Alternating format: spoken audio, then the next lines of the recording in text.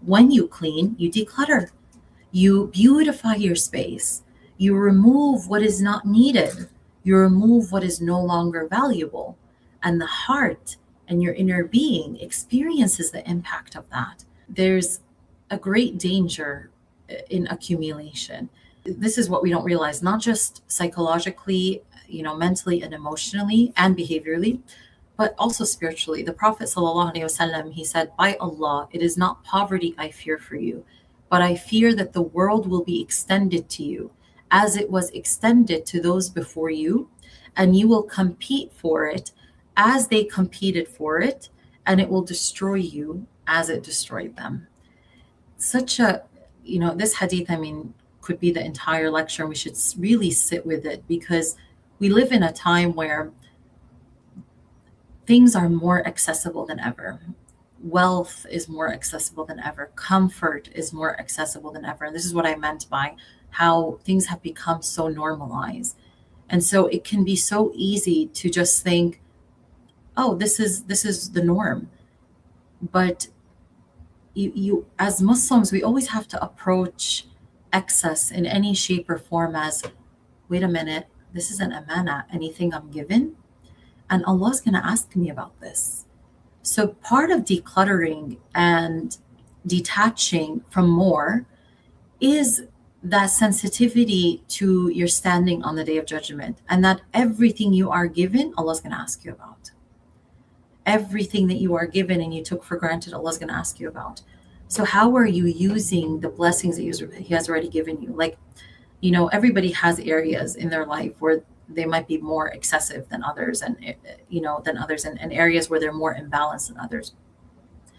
And you have to ask yourself, like, let's say you have a closet full of clothes, and you have to ask yourself, and this has become so normal now. I mean, look how it's normal even for it to be promoted online by not just non-Muslim influencers, but by Muslim influencers, to have huge closets full of so many, some people have closets just for their shoes, and a closet just for their bags. And I mean, the way in which excess has become so normalized that people think now that that normal is having a room as a closet for all your clothes. It's like, this is the norm, right? For people, not saying that it is. It's far from the norm, and far from the norm for a lot of people who can't afford even, to fill a normal size closet with clothes.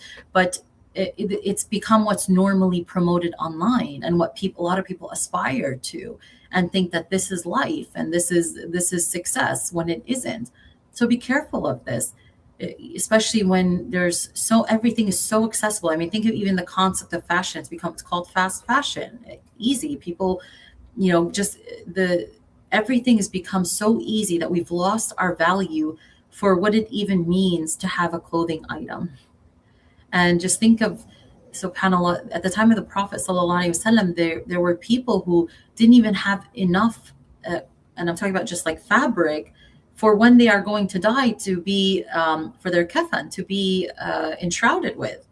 SubhanAllah. So we are definitely living in a time where we are becoming so desensitized to the value of things. And you'll realize this when you start decluttering and you start living by less is more. You actually start valuing what you have more.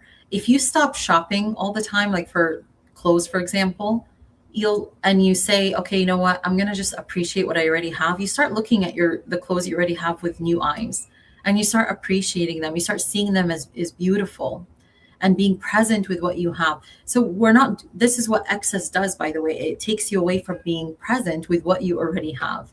So what does that do then as a return? It makes you ungrateful, because gratitude is not just alhamdulillah, alhamdulillah, alhamdulillah. No, gratitude is, Ya Allah, I see what I have is already beautiful, and I'm going to use what you have given me. And this applies to everything, gratitude, for our health. Are you using your health for good? Gratitude for your eyes. Are you using your eye for good? That's true gratitude. I'm using these eyes for good, Ya Allah. So that's how you show you're grateful for your eyes. You're grateful for your ears. You show gratitude by listening to what is good. So same thing, you're grateful for your food. You want to make sure that you consume what is good and you make sure that you don't waste, a lot of food. You're grateful for the people in your life. You want to make sure you treat them well. You're grateful for, the clothes that you have. You want to make sure that you value them and you don't look at them as old within a few days, right? Um, so what that does essentially is that when you start living this way, it it at its core declutters your inner home. And remember, we have this expression in the secular world that a cluttered mind is a cluttered place is a cluttered mind.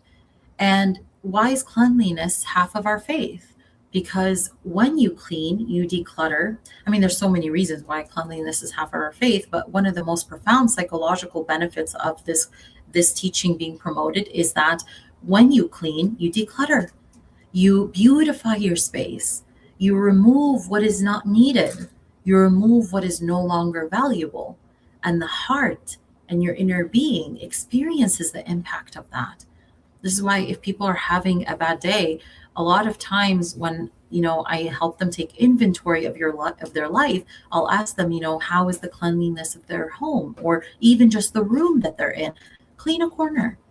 That shifts you, because your environment and the way you take care of your environment and the decluttering action impacts our mind, it impacts our home.